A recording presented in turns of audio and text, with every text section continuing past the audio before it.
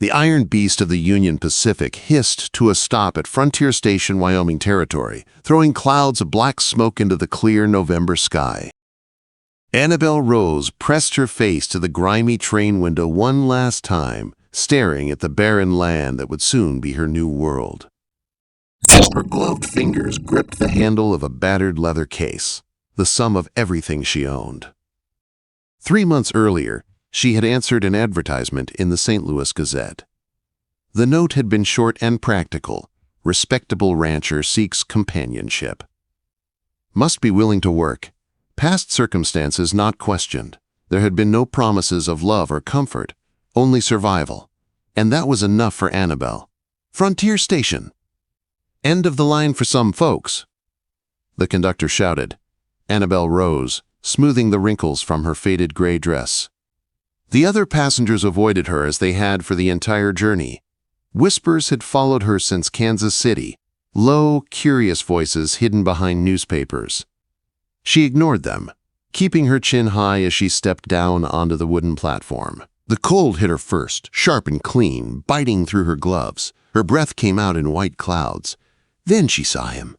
Eli McCall. He stood apart from the small crowd like a mountain among hills. Tall, broad-shouldered, and silent. His long duster coat was worn but neat, his hat pulled low enough to shadow his face. Still, she caught a glimpse of eyes the color of river stones, gray, unreadable, steady. He didn't step forward, didn't tip his hat, didn't smile. He just watched as she walked toward him, her boots crunching on the frozen boards. When she reached him, he finally spoke. "Mrs. Rose." His voice was rough, quiet, the kind used to give orders to horses and men alike. "Miss Rose," she corrected softly, "or Annabelle if you prefer." Something flickered in his eyes. Surprise, maybe respect. Most mail-order brides claimed widowhood, real or not, but Annabelle had made her peace with truth. Lies had cost her too much already. "Let's ride," Eli said simply. No greeting, no questions about her trip. He turned and strode toward a waiting wagon hitched to 2 sturdy mules. She followed, her chin high, determined not to need help. He didn't offer any. The wagon was loaded with supplies: flour, salt, coffee, tools, and one folded blanket on the seat. His only nod to comfort. Annabelle climbed up alone, settling her skirts neatly. Eli took his place beside her, careful not to touch her sleeve, though the bench was narrow. They left the station without another word. The town of Frontier faded quickly, a few rough buildings, a saloon, a general store, and too many curious eyes. Beyond it stretched open land, sagebrush, wind-cut hills, and the distant white of mountain peaks. For a long while, only the squeak of wheels and the clatter of harness chains broke the silence. Annabelle watched the land change from open prairie to sparse pine. She'd never seen anything so vast, so empty. It frightened her a little, but it also felt clean, honest. "How far to your place?" she asked finally, keeping her tone even. "Our place," he corrected. 8 miles north. Another hour, maybe less. Quote. The word hour should have brought comfort, but instead it tightened in her stomach. She'd belonged to a man before, in every cruel way that word could mean. She had no intention of belonging again.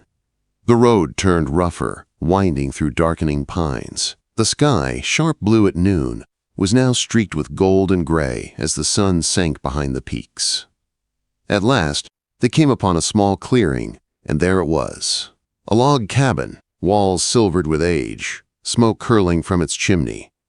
A barn and corral stood beside it, the fence mended, the ground swept clean of snow. Isolated, utterly alone in the wide world. "It ain't much," Eli said quietly, "but it's dry, got good water from the creek." Annabelle studied the cabin. "It'll do." "You can take the back room," he said after a pause. "I sleep by the fire, door's got a latch." She understood what he meant. Privacy, safety, rules between strangers sharing a roof. She nodded once. They reached the porch as the light faded. Eli jumped down, tending to the mules without glancing at her. Annabelle carried her own bag to the door and stepped inside. The cabin was plain, but tidy. A stone hearth dominated the main room. Shelves lined one wall stocked with tin plates and jars. The furniture was rough, homemade but sturdy. Everything smelled faintly of wood smoke and soap. Eli entered a moment later, stamping snow from his boots. They faced each other across the small space, the firelight flickering between them. "I should make something clear," Annabelle said, removing her gloves slowly. Eli tilted his head. "Go on. I'll cook, I'll clean, I'll work hard. But there are conditions." Her voice stayed steady. "Don't touch me, and don't ask about my past. Those are my terms." He didn't blink, didn't argue. "Fair enough. Got my own reasons for wanting a business arrangement. Preacher comes by once a month. We'll make it legal then. Until that time, you're hired help with room and board." The tension drained from her shoulders before she could stop it. "Agreed. Stew's on the fire," he said. "Bread in the box. Back room's yours. Welcome to the Triple C Ranch." Quote. He picked up a rifle from the wall, stepped outside, and closed the door behind him. Annabelle stood still for a long time. The crackle of the fire was the only sound. She set her bag on the table, unbuckled the worn straps, and began unpacking. 2 spare dresses, a threadbare shawl, a small Bible, a photograph wrapped in cloth, and at the bottom, a knife. 7 inches of sharpened steel, her only true insurance in this wild country. She hid it beneath her pillow before sitting on the narrow bed in the back room. For the first time in months, she allowed herself to breathe. Through the wall, she heard Eli moving about, the scrape of a chair, the quiet sound of a man who'd grown used to silence. When the door bolt slid home, locking them both inside for the night, Annabelle lay awake staring at the ceiling. She could hear the wind outside, the hiss of snow against the windows, and the steady rhythm of Eli's movements in the next room. She wasn't safe. Not yet. But she was far from the city, far from the nightmares she'd fled. For now, that was enough. And as the fire burned low, Annabelle Rose, mail-order bride, runaway, survivor, kept her hand close to the hidden knife under her pillow, waiting for the dawn. The blizzard came 3 weeks after Annabelle's arrival, sweeping down from the mountains like a living thing. By dawn, the world outside the cabin had vanished. Nothing but white, thick and blinding. The wind screamed against the shutters. Snow piled knee-deep against the door. It was as if the earth itself had disappeared, leaving only this small wooden box to hold 2 souls trapped together by fate. Eli was already up when she woke, feeding the fire with grim patience. "Could last days," he said without looking at her. "Maybe a week. Hope you ain't prone to cabin fever." Annabelle rubbed her arms against the chill. "I've lived through worse confinements." He nodded, as if he understood there were things she didn't say. Their fragile peace had lasted since her arrival. He kept to his work outside. She kept to her chores within. They ate in silence, spoke only when needed. It was a rhythm that suited them both, or so she'd told herself. By the second day, the silence pressed on her like a weight. She kneaded bread dough with more force than needed, feeling his presence behind her at the hearth. The scrape of his knife as he whittled, the steady rhythm of his breathing, it all made her nerves hum with unease. "Coffee's gone cold," he said finally, without looking up. Annabelle bit back a sharp reply. Of course it was cold. Everything was cold except the space by the fire. She moved the pot closer to the flames, careful to stay out of his reach. "Storm this bad killed half Tom Morrison's herd last winter," Eli said, his tone casual, almost conversational. "Found 'em frozen, standing up come spring." "How cheerful," she muttered. To her surprise, he chuckled, a low, rusty sound, like hinges long unused. "Ain't much for cheerful talk, I guess. Mary used to say that." He stopped then, the knife stilled in his hand. Mary, his wife, the first time he'd spoken her name aloud. Annabelle hesitated. "How long ago?" Quote. He stared at the fire for a long moment before answering. 4 years. Tried to birth our son alone while I was driving cattle to Cheyenne. Neighbor found them both 3 days later. The words landed like stones. No emotion, just cold fact. But Annabelle heard what wasn't said. The guilt, the failure, the ghosts still haunting him. "I'm sorry," she said softly. Eli only nodded. Long time ago. But she knew it wasn't. That night, the fever came. Annabelle woke drenched in sweat, her body shaking uncontrollably. Her throat burned, her head spun. She tried to rise, but the room tilted. The sound of the wind roared louder, or maybe it was just the pounding in her ears. The door creaked. Eli's voice came through the haze. "Stay down. You've been coughing all night." She tried to protest. "It's nothing. Just—" "You've got lung fever," he said, firm as stone. "You stay in here. You'll die." Before she could argue, his arms slid beneath her. She gasped, instinctively fighting him. "Put me down." "Don't make me drop you, woman," he muttered, carrying her toward the fire. "Ain't no other way."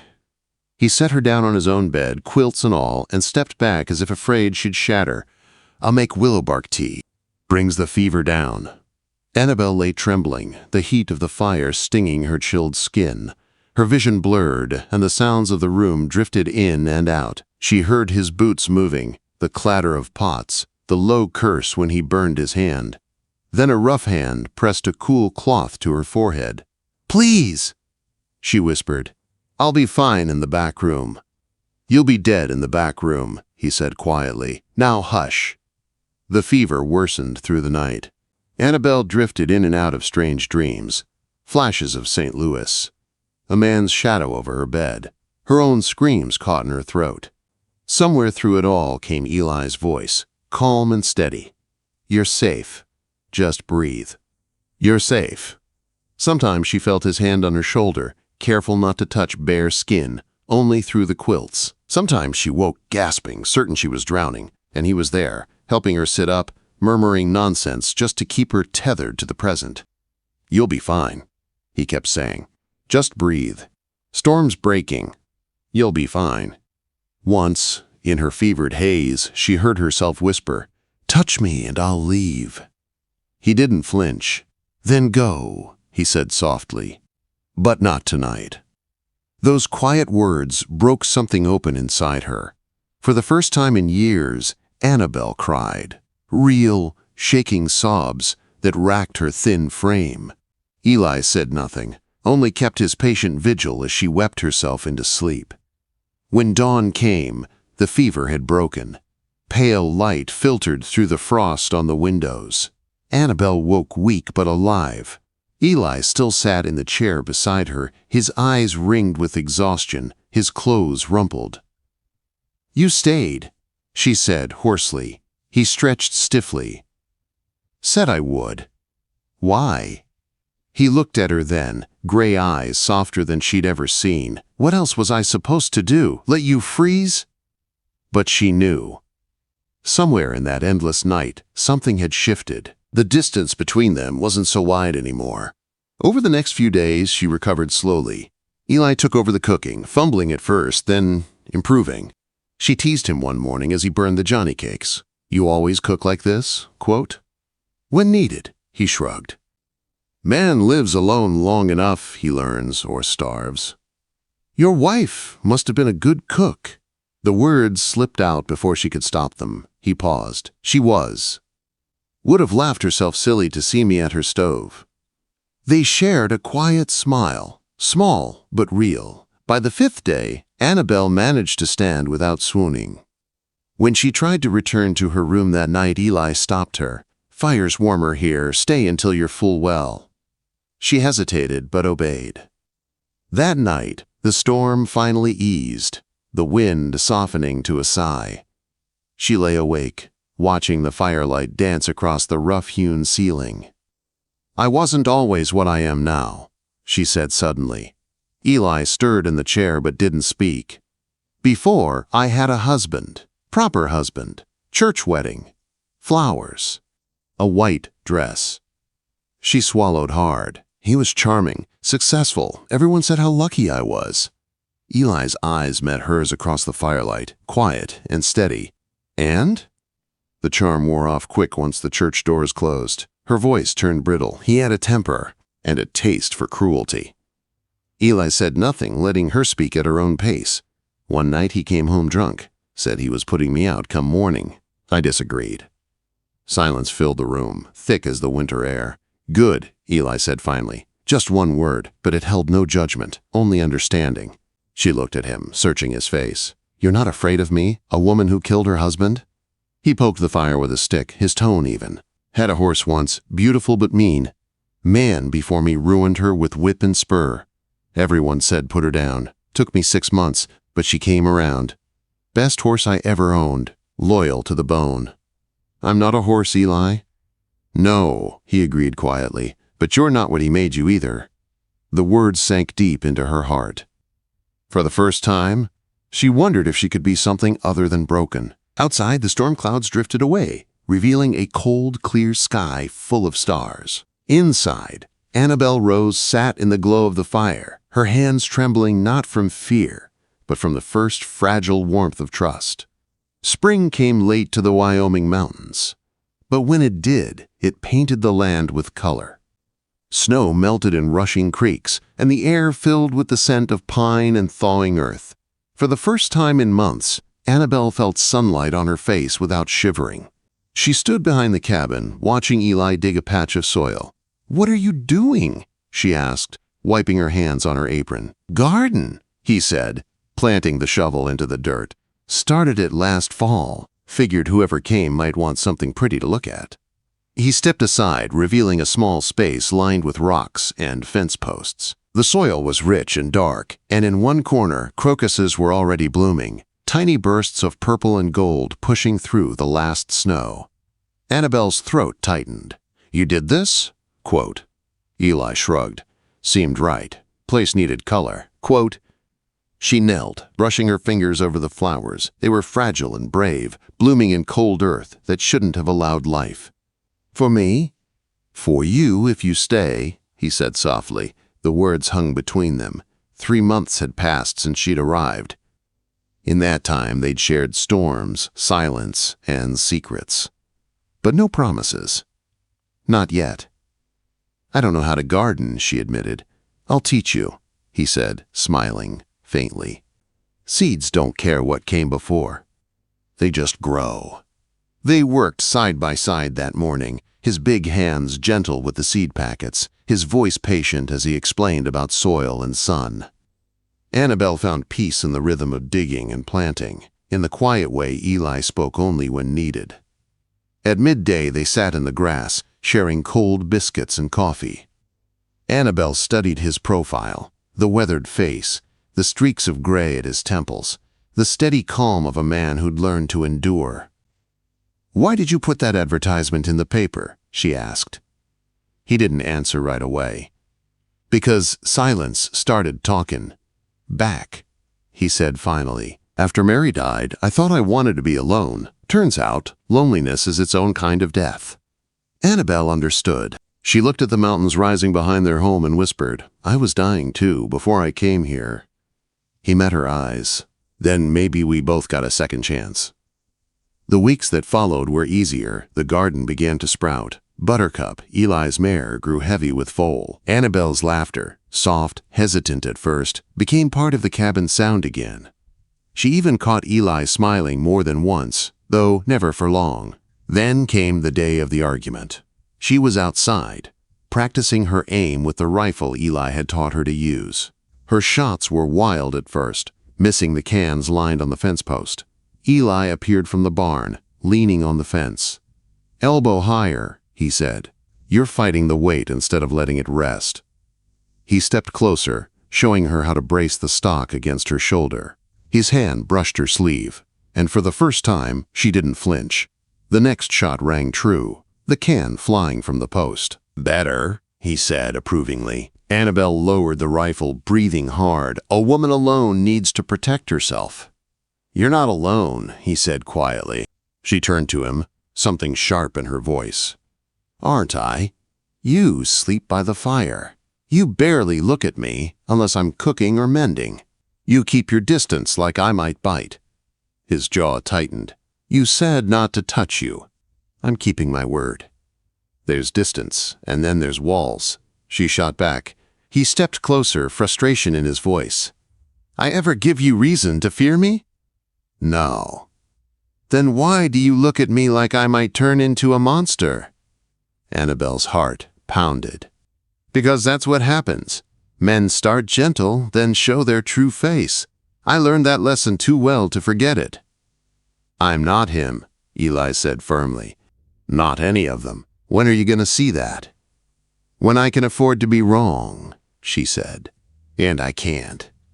He looked at her for a long moment, then sighed, all anger gone. Trying ain't the same as trusting, but it's a start. Guess I'll take that. Quote.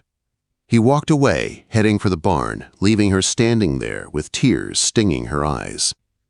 That night, she found him sitting beside Buttercup's stall, rubbing the mare's neck. The air between them was heavy with words unspoken. She's due soon, he said quietly. If it's a filly, you can have her. A horse that's yours alone. Might make this place feel more like home. Annabelle blinked back tears. You don't have to. I want to, he said simply. She sat beside him, close enough to feel his warmth in the cool air. You're a good man, Eli. He shook his head. I'm just a man trying to do better. They sat in silence, the soft sounds of the horses filling the barn. The distance between them didn't feel so wide anymore. Then came trouble. It started one bright morning in town. Annabelle had gone with Eli to pick up supplies. As she waited near the general store window, she saw a rider tie his horse by the saloon. His hat was tilted low, his coat dusty from travel. When he looked up, their eyes met, and her blood turned to ice. Jake Hollister, her husband's cousin, the man who'd sworn she'd hang for Samuel Rose's death. She turned away quickly, her hands trembling as she loaded the coffee and flour into the wagon. Annabelle? Eli's voice came from behind her. You're pale as milk. You all right? I just want to go home. He studied her, his expression tightening. But he didn't ask. Not then. That night, she barely slept. Every creak of the cabin made her flinch. Every gust of wind sounded like approaching hoofbeats. By morning, Eli was gone. Into town, he'd said, to check on things. When he returned, his face was grim.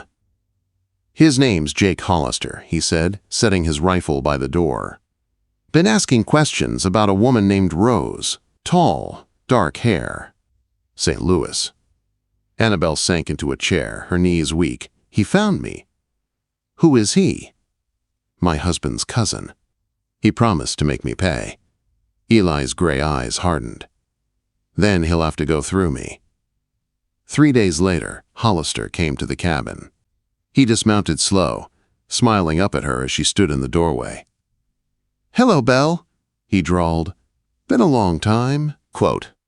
She tightened her grip on the rifle resting by the door. You're trespassing. Just came to check on family, he said, stepping closer. Sam would have wanted that. Sam wanted a lot of things, she said coldly, most of them cruel. His smile faltered. You always were mouthy. He said that was part of your charm, till it wasn't. What do you want, Jake? Justice, he said simply. You killed a good man. Time someone settled that debt. Before she could answer, the thunder of hooves broke through the silence. Eli appeared, rifle leveled, eyes cold. You'd best get off my land, he said. Jake turned lazily. Your land, maybe, but she's my business. She's my wife, Eli said. That makes her my business. Jake's smile turned venomous. She's a killer. You'll regret tying yourself to her. Man raises a hand to a woman, he stops being a man, Eli said. Now I asked you polite. Leave. Jake's eyes flickered with something dark, then he laughed. I'll be seeing you, McCall. When he rode away, dust rose behind him like smoke from a fire not yet lit. Eli lowered his rifle. Pack a bag, he said quietly. We're going to the Morrison Ranch for a spell. Annabelle shook her head. No, I won't run again. He stepped close, his voice low but fierce. I'm not running, Annabelle. I'm making sure you're not alone when he comes back. She met his gaze, her own steady. Then we face him together. He nodded once. Together. At high noon, 2 days later, Jake Hollister stood on the main street of Frontier. He'd come for blood. But when it was over, When the dust cleared and the echo of gunfire faded into silence, only one man was still standing. Eli McCall. He'd shot to wound, not to kill, just as Annabelle had begged him to. Jake Hollister lived, but his pride died in the street that day. When it was done, Eli holstered his gun, turned to Annabelle, and said simply, "Let's go home." That night, back at their cabin, she found him by the fire, polishing his revolver. She knelt beside him, laying her hand over his. "I want to be your wife," she said quietly. "Truly." Quote. He looked at her for a long moment, then smiled, the kind of smile that reached his eyes. "You sure?" Quote. She nodded. "You called my bluff long ago." He set the revolver aside, took her hands, and kissed her softly. "Best gamble I ever made." Outside, spring whispered through the pines. Inside, warmth filled the cabin once more. Annabelle Rose had found what she'd never dared dream. Love that didn't cage, a home that didn't hurt, and a man who saw her not as broken, but whole. The West was wild. But so was hope.